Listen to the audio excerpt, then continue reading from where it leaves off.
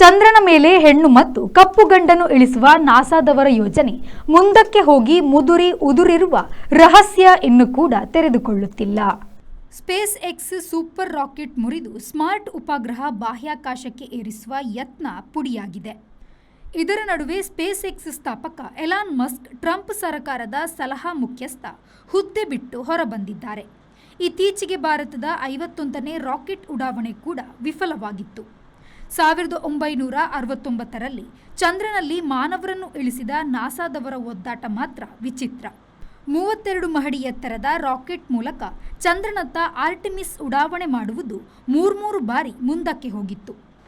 2023ರ ಸೆಪ್ಟೆಂಬರ್ನಲ್ಲಿ ಫ್ಲೋರಿಡಾದ ಕೆನಡಿ ಬಾಹ್ಯಾಕಾಶ ಕೇಂದ್ರದಿಂದ ಉಡಾವಣೆ ಮುಂದಕ್ಕೆ ಹೋಗಿತ್ತು. 2024ರಲ್ಲಿ ಅದನ್ನು ಬಿಟ್ಟು ನಾಸಾ ಬೇರೆ ಯೋಜನೆ ಮಾಡಿತು. ಹೆಲ್ಗಾ, ಜೋಹರ್, ಮೂನ್ಕಿನ್, ಕ್ಯಾಂಪೋಸ್ 3 ಗಗನಯಾತ್ರಿಗಳು ಸಿದ್ಧರಾಗಿ ಆರ್ಟೆಮಿಸ್ ಏರಿದ್ದರು. ಗ್ರೀಕ್ ದೇವ ಅಪೋಲೋನ ಅವಳಿ ತಂಗಿ ಆರ್ಟೆಮಿಸ್ ಹೆಸರನ್ನು ನಾಸಾ ಈ ಚಂದ್ರಯಾನಕ್ಕೆ ಇಟ್ಟಿತ್ತು. ಆರ್ಟೆಮಿಸ್ ಕಾಡು ಪ್ರಾಣಿಗಳಿಂದ ಹೆರಿಗೆವರೆಗಿನ ದೇವತೆ. ಅದರ ಉಡಾವಣೆ ಭಾರೀ ಹೆರಿಗೆ ಬೇನೆ ಆಗಿತ್ತು. ಆರ್ಟೆಮಿಸ್ ಒಂದು ಚಂದ್ರನಲ್ಲಿ ಇಳಿಯುವ ಯೋಜನೆ ಆಗಿರಲಿಲ್ಲ.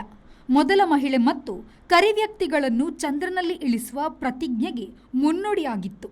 ಆದರೆ ಅದು ಇನ್ನೂ ಎದ್ದಿಲ್ಲ. ಮಂಗಳೂರಿನ ವಿಜಯ್ ಪಿಯು ಮಾಲ್ನಲ್ಲಿರುವ ಎಲ್ಇಡಿ ಝೋನ್ ಗ್ರಾಹಕರ ಅತ್ಯುತ್ತಮ ಸೇವೆಗೆ ಹೆಸರಾದ ವಿದ್ಯುತ್ ಉಪಕರಣಗಳ ಮಳಿಗೆ. ಹೆಸರಾಂತ ಬ್ರ್ಯಾಂಡ್ಗಳಾದ ಫಿಲಿಪ್ಸ್, ಮ್ಯಾಸ್ಕಾನ್, ಲಾಫೆಟ್, ಎಲ್ಇಡಿ ಲ್ಯೂಮ್ ಇನ್ನೂ ಅನೇಕ ಕಂಪನಿಗಳ ಉತ್ತಮ ಗುಣಮಟ್ಟದ ಉತ್ಪನ್ನಗಳು ನಮ್ಮಲ್ಲಿ ಆಕರ್ಷಕ ಕಡಿಮೆ ದರದಲ್ಲಿ ದೊರೆಯುತ್ತವೆ. ಆಕರ್ಷಕ ಅಲಂಕಾರಿಕ ತೂಗುದೀಪಗಳು, LED chandeliers, wall lights, LED mirrors, water heaters, BLDC fans, ಇದರೊಂದಿಗೆ Crompton, Atomberg, Orient fans, AO Smith purifier ಸ್ಪರ್ಧಾತ್ಮಕ ಬೆಲೆಯಲ್ಲಿ ದೊರೆಯುತ್ತವೆ. ನುರಿತ ತಜ್ಞರಿಂದ ಸರ್ವಿಸ್ ಕೂಡ ಲಭ್ಯವಿರುತ್ತದೆ. ಹೆಚ್ಚಿನ ಮಾಹಿತಿಗಾಗಿ ನಮ್ಮ ಶೋರೂಮ್ ಎಲ್ಇಡಿ ಝೋನ್ ಅನ್ನು ಸಂಪರ್ಕಿಸಿ.